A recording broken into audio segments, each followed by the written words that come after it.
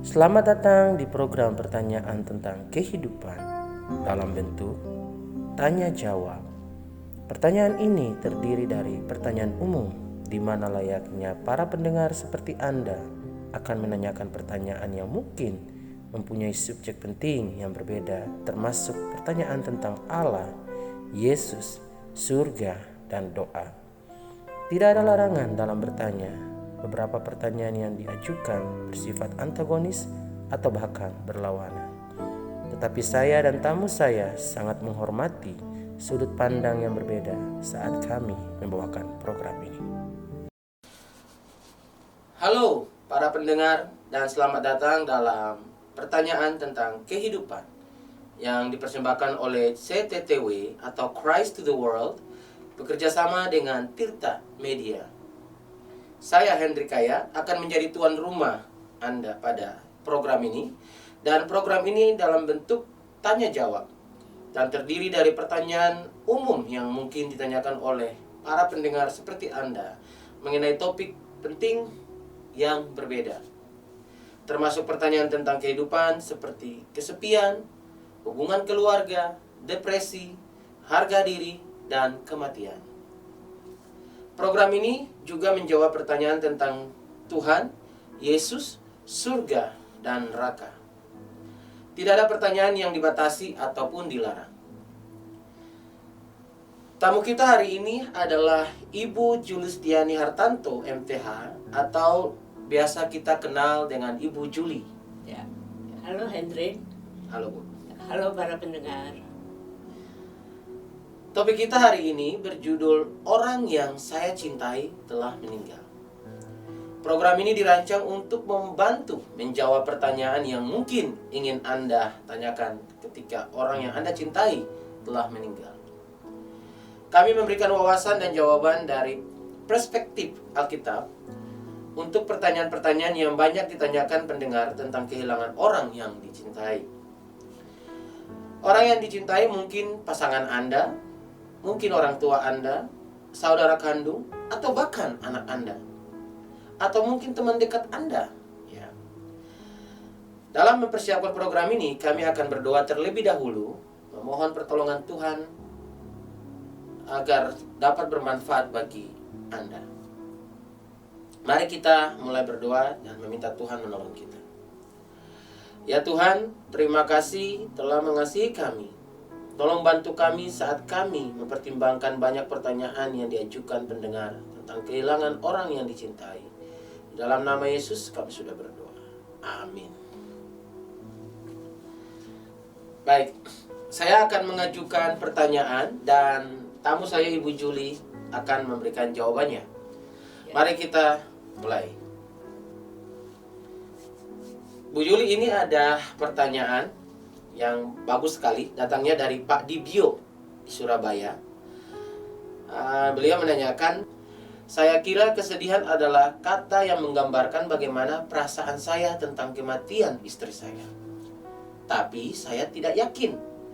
Sebenarnya apa itu kesedihan? Ya. Terima kasih atas pertanyaan tadi. Kesedihan adalah rasa sakit emosional dan kumpulan perasaan yang kita miliki di dalam kita setelah kematian orang yang kita kasihi itu. Perasaan itu antara lain kesedihan, terluka, kesepian, kekosongan, kekecewaan, kerinduan, dan ketakutan. Perasaan duka juga bisa meliputi perasaan lega dan bisa juga kemarahan. Kesedihan bahkan dapat menyebabkan gejala fisik seperti kehilangan selera makan, penurunan atau penambahan berat badan, sakit perut, sakit kepala, mati rasa, kelelahan, kecemasan, sulit tidur, menggigil, atau nyeri punggung. Ya, itulah beberapa kumpulan dari perasaan yang kita miliki ya ketika ketika kita ditinggal oleh orang-orang yang kita kasih. Kita lanjut dulu ya Bu. Ini masih pertanyaan yang sama dari Pak Dibio juga. Beliau menanyakan seperti ini. Ini ada pertanyaan yang belum pernah saya pikirkan sebelumnya katanya. Saya mendengar kata berkabung. Nah, berkabung ya, yang digunakan sehubungan dengan kematian. Apakah ada perbedaan bersedih dan berkabung? Silakan.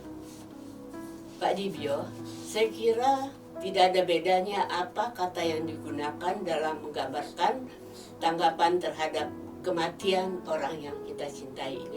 Sebagian besar dari kita menggunakan kata-kata bersedih dan berkabung atau berduka secara bergantian. Namun secara teknis, kesedihan mengacu pada rasa sakit di dalam batin dan emosi.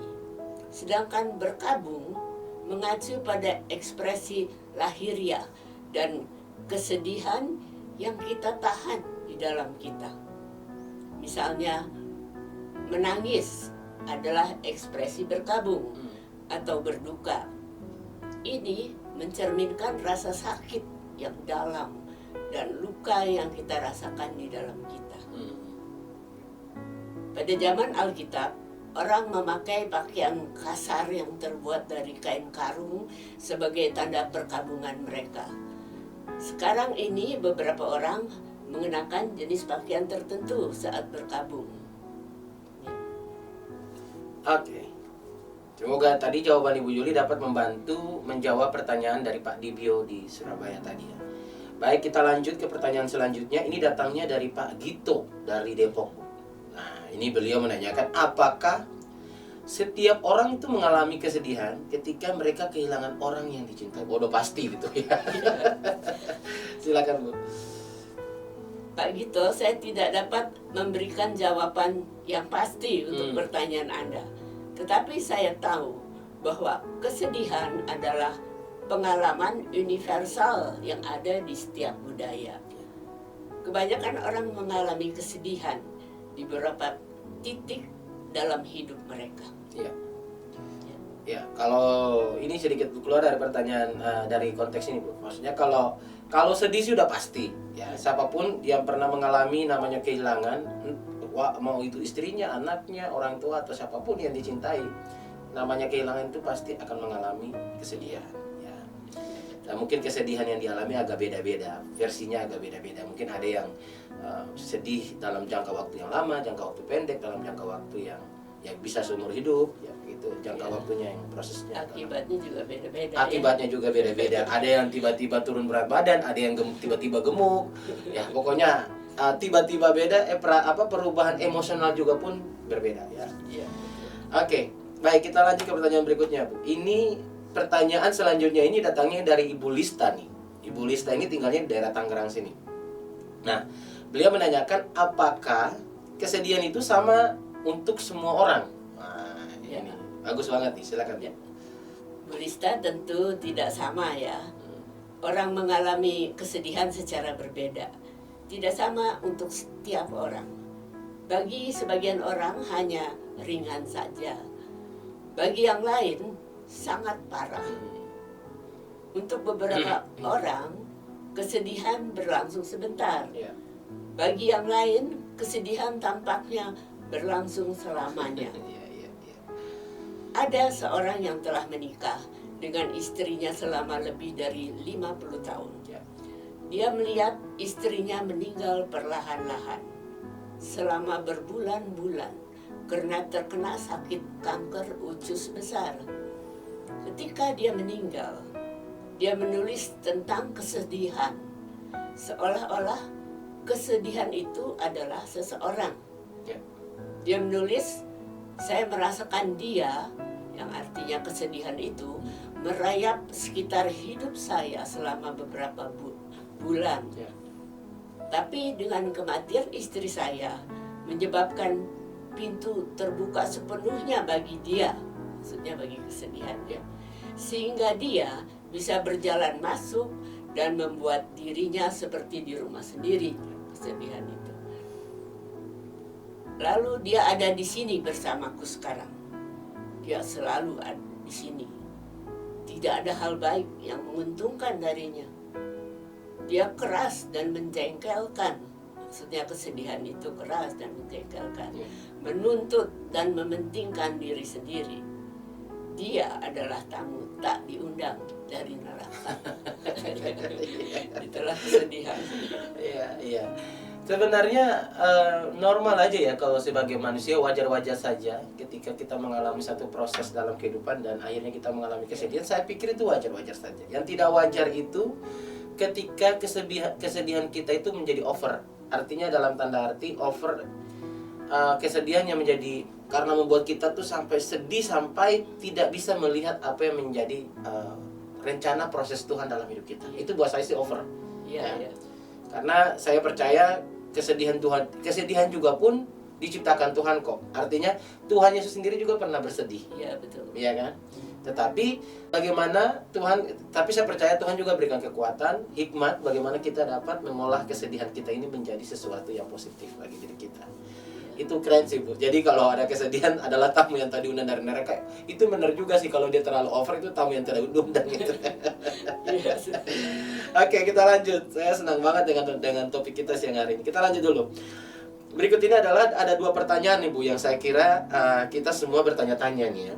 Nah, datang dari Ibu Susi di Bandung.